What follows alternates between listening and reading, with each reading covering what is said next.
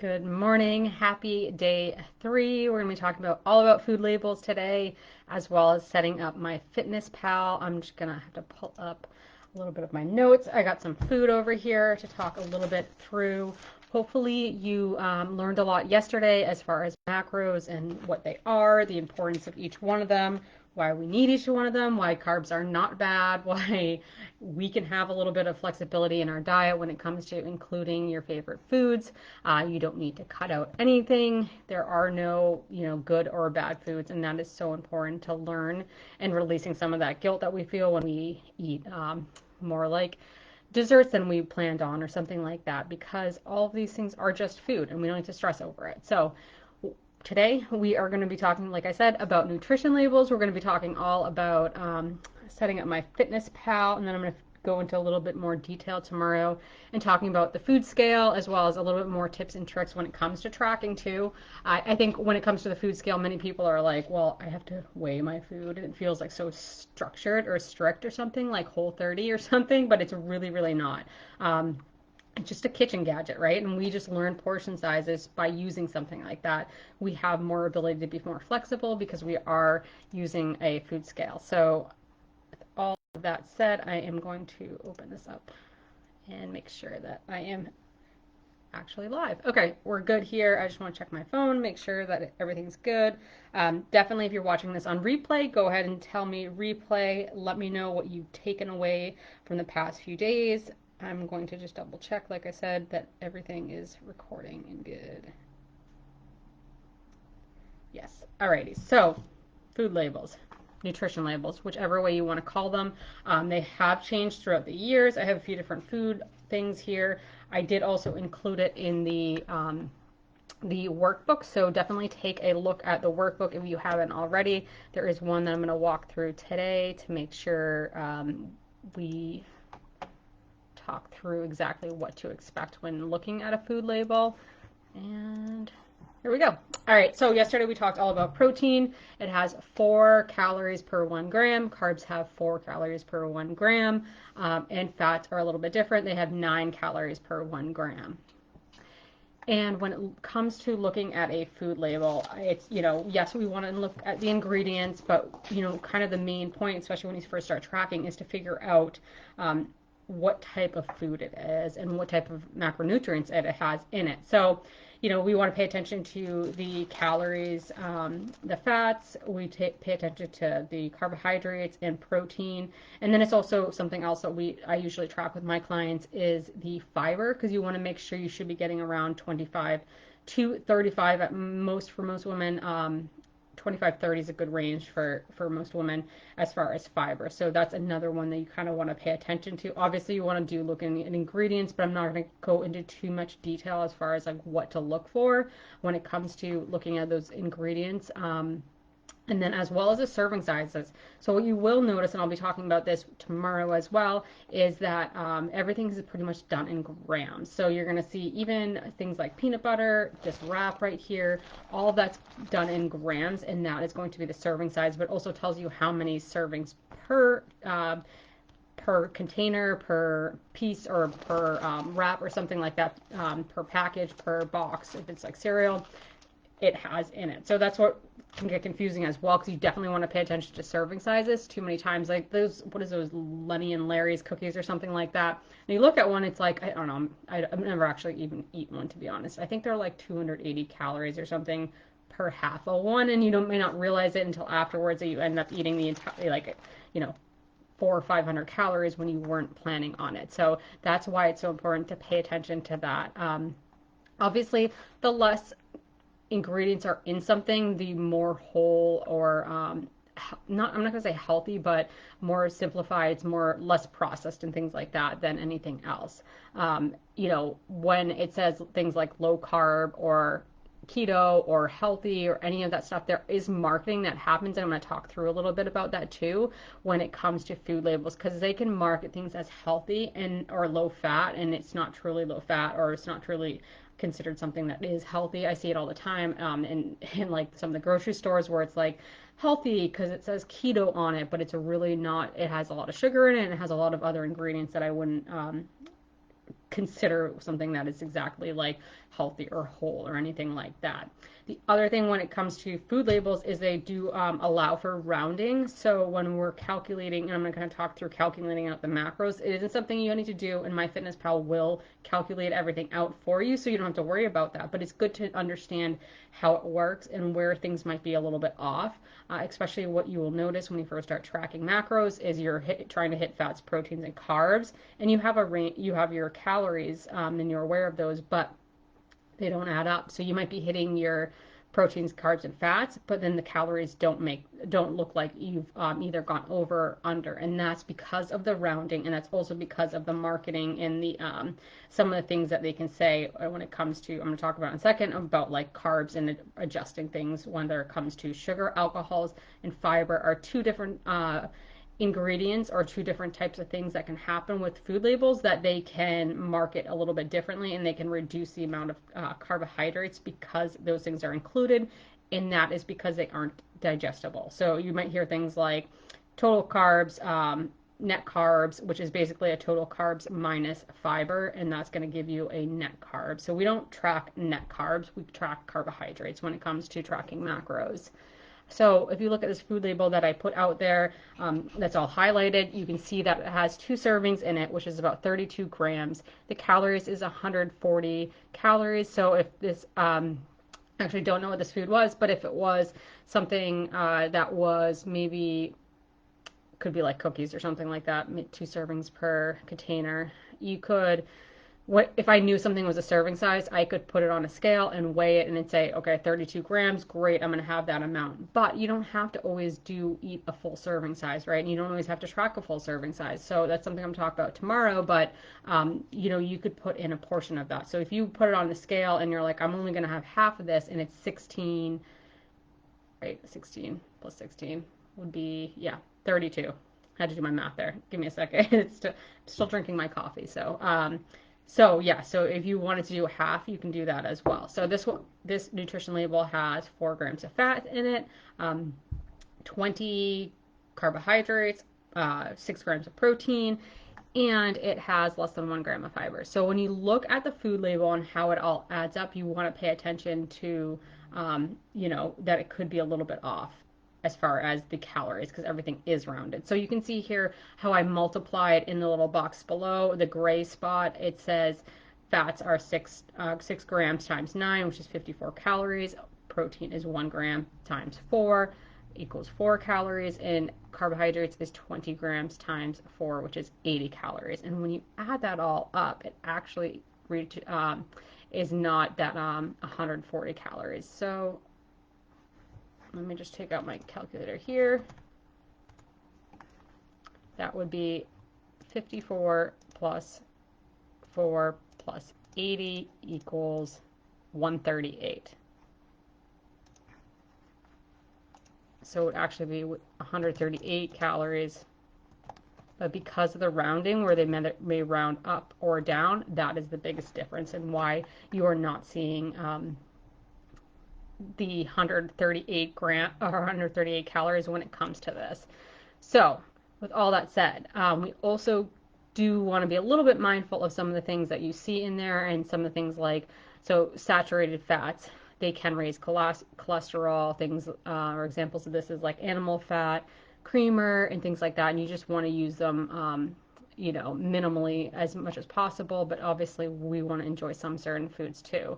And so monosaturated fats, they promote a healthy heart, and an example of this is like olive oil, which is healthy, and we all know that, or most of us do know that. And then trans fats are ones that we should be avoided, and most of the time they are eliminated completely from foods. And I'm trying to think, some maybe baked goods may have this. I think Crisco is actually considered a trans fat. And then polysaturated fats are also ones that can lower cholesterol. And that is an example of like a salmon. So there are healthy fats, and there are some like not so healthy fats. It's just something to be mindful of too, that you may see that on there when it says, the italics of trans fats on the food labels. That's something that you may want to avoid if it does have trans fats. But like I said, at least in the US, they have removed most of this stuff.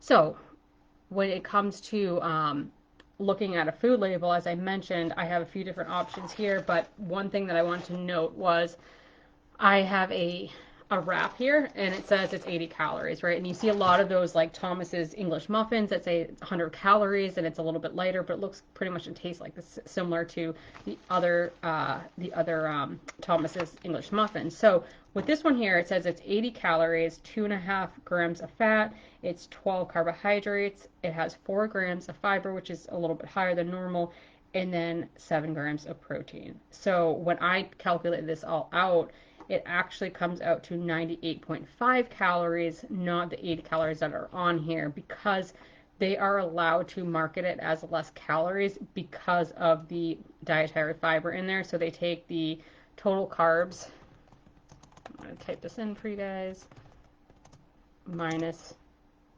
the fiber equals the net carbs.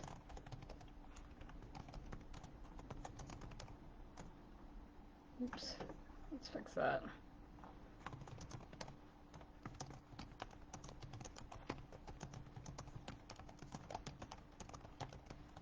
Like I said, so this happens when they add extra fiber in. So this food is actually 98 and a half grams, 98 and a half calories. So if you were entering this in MyFitnessPal, this is another time where you might see the calories go over because you think it's only 80 calories and it's actually a 90, it ends up being 98 and a half calories. So those things like Thomas's English muffins are probably usually around 130 calories, even though they're marketed as 100 because it has more fiber in it.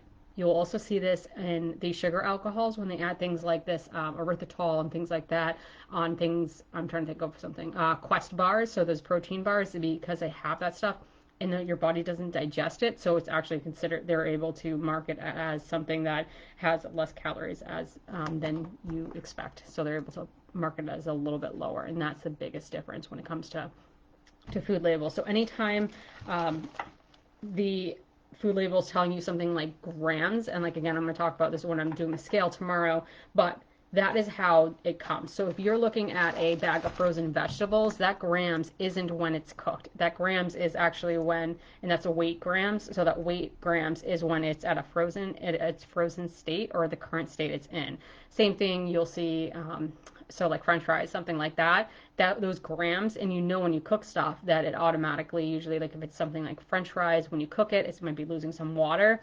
So that could throw off your tracking your food as well because of that. And this is something that I talk about all the time in Responsible Macro, something I do teach, and I do have a big announcement tomorrow on that as well. So definitely keep an eye on that so you can make sure that you are able to see the big announcement tomorrow with the responsible macros. But it's something that I've taught and that I learned kind of like the hard way, trying to figure out on my own. And that's how I managed and work with my clients to make sure they understand everything they're looking at. This is supposed to be, a long-term lifestyle change, not something that just like is done for like a week and then you give up on it, not a quick fix. It's for you to really understand all about, and this is why I'm teaching so much about the macronutrients and everything like that, so you have a good base understanding of what nutrition, what it takes to lose weight, gain weight, what each like say like food has in it as far as macronutrients, what's considered, especially when you're like going out to eat or like other things. It's so easy to overeat.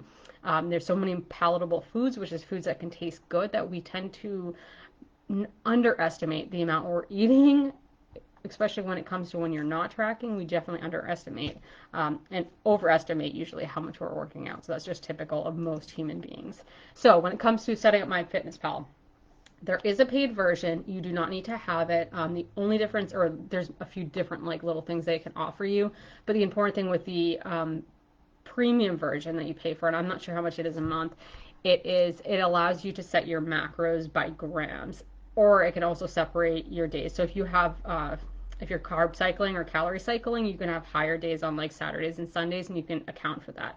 When it comes to the free version, like I said, you don't need to get that version.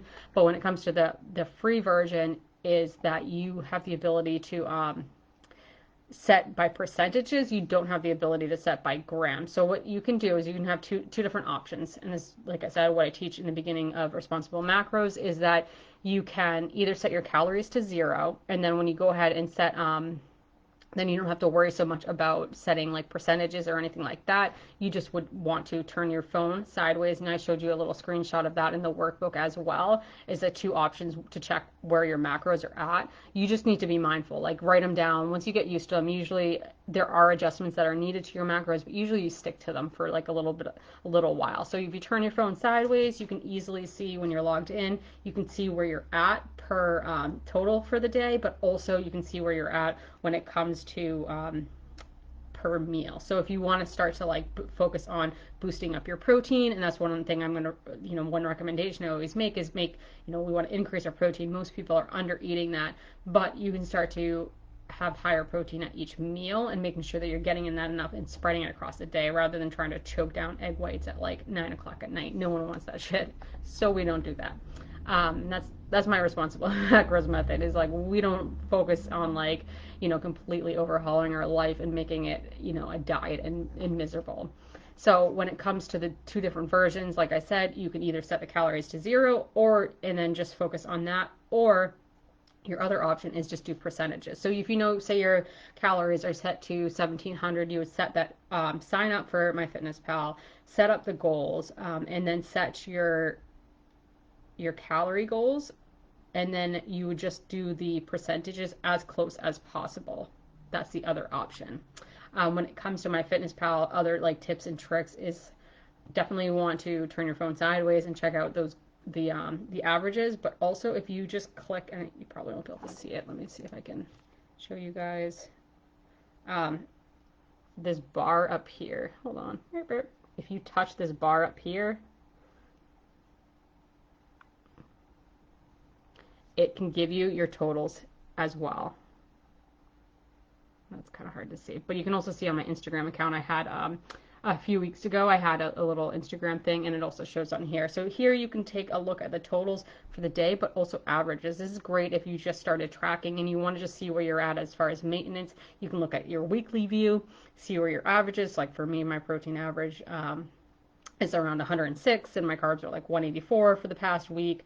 I didn't track today, so it's probably accounting for that. My fiber is right around the 25. You can see where your sugar and everything else is at. So those are the two options that you can do when you set up MyFitnessPal if you don't want to pay for the paid version, which, like I said, I don't think it is needed. But if you choose to do that, you can go ahead and do that. The other tips that I have is, scanning anything with MyFitnessPal. You want to scan a nutrition label. It's super simple. Just use the barcode and you can scan it.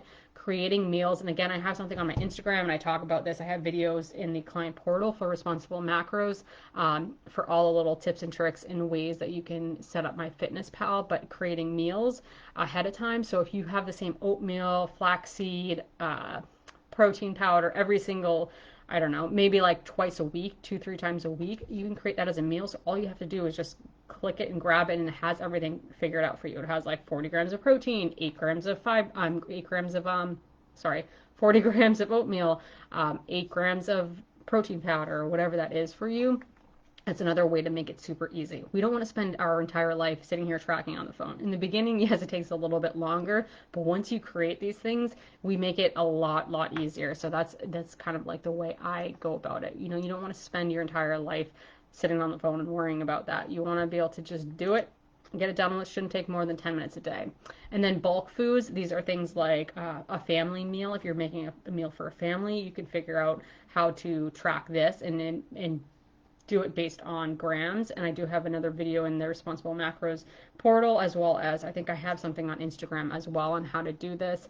You do want to look at averages in the beginning, like I mentioned, and then adding in recipes is another kind of option that MyFitnessPal has. And the reason I like MyFitnessPal is because there's so many different it's a huge database when it comes to that. So you have so many different options. The other thing is you can double check on verified foods too, and you want to make sure that the foods that are verified, which has a green check, they have been, someone has reviewed them and made sure they are accurate. So a lot of times you'll see people already enter in, maybe they'll say just like 100 calories. Say it was an English muffin and they don't enter in the macros because maybe they're just calorie counting. So they don't include the macros in there, which can throw things off as well. So the verified items are ones that have been looked at and reviewed and things like that. And I would always recommend checking macros and just making sure that those foods do have macros in it and they look accurate. Because sometimes even when you scan your phone, it might be a little bit off, or they picked up a food label from something else. We have a specific grocery store near us that if we I've had stuff scanned there and then it pulls up. So we have like, I think it was like French fries or something from there. And then it pulls up Alexia, the brand Alexia's French fries. So it's a little bit different, but it's for some reason it's connected to a different bar label as far as like the barcode. And then another little tip when it comes to, a lot of people are like, oh, well, they don't realize that MyFitnessPal, unless you paid the premium version, that it's adding an exercise. So even if you have your phone on you, it starts tracking your steps and things like that. So mine already says I had 3,711 steps today, so it added an extra 25 calories for me as exercise calories. You don't want to eat that. When you get prescribed customized macros, those are specific to you based on the calories. I mean, yeah, your caloric expenditure based on the activity levels you already have, not to take into account that like you did this many steps today or you had a 30-minute cardio session. And I will say that when it comes to the tracking on like Fitbits and stuff like that, they're highly inaccurate, as well as when it comes to jumping on a treadmill and seeing how many calories you burn, those are typically inaccurate as well. It's kind of like use it as a tool. So I know like when my steps are like say 8,000, like for a week or something like that, and I want to kick it up, maybe I'm in a fat loss phase, then I know that, I'm kicking it up like 2,000 to the best of my ability, but it's also, there are some room for error. If it says how much calories I burned a day, I think this one, I haven't even looked at it to be honest, but I think this one probably says a couple hundred more than I'm actually burning per day. And most people are seeing that. There's about, I would say like 20 to 40% room for error when it comes to things like your watches and things like that. So those are the tips and tricks that I have for you today. And then just something like I mentioned about the food labels, so you guys get to understand that. You'll notice that there are foods that have multiple macronutrients in them. And I mentioned this on one of my Instagram posts. I talked about peanut butter. This is sun butter, but similar. It has protein, carbs, and fats in it. So a lot of people are like, oh, it's a great source of protein. But in actuality, if you go back to that post, you will see that it actually, most of the calories come from fats rather than protein or carbohydrates. And then I had out here fluff because nothing is off limits even for my kids. We just do it within moderation, and this is something that's pretty much purely a carbohydrate because there's basically sugar in it and it's marshmallow. So that's with that one. But most foods, especially when it's a package, they do have more than one macronutrient in it. So that's just something to figure out too when you're like low in macronutrients or you're like say low in fats. You've or used up all your fats, like trying to find out the foods that are, playing that macro Tetris is going to be the difficult learning curve that you need to get over in the beginning so you could really start to get more consistent with hitting your macros, right? Because that's like the more difficult piece of it. That's why there's a little bit of learning curve. In the Responsible Macros group coaching program, I always start off with calories and protein goals in the beginning so you ease into it. It makes it a little bit easier. And that's, my approach is to make things simplified. I'm all about going simple because when you feel overwhelmed, you end up wanting to give up and it just ends up being too much. I've overhauled my kitchen, I've overhauled my life with workouts and it never works, right? It always fall off track. So if you have any questions about food labels or MyFitnessPal or any of that stuff, definitely ask it below. Let me know you watch this on replay. Look forward to that announcement tomorrow. I will be going live again tomorrow at 10 a.m. But I think I'll be sending out an email to you, especially those on the wait list, on tomorrow at probably, I think I'm sending it, I think it's set to send out at 9 a.m. But definitely drop everything that you've learned out there in the Facebook group to let me know what you've learned. If you have any questions about macros, if you have any questions about MyFitnessPal, food labels, any of that stuff. And thank you for watching, and I'll talk to you guys all later.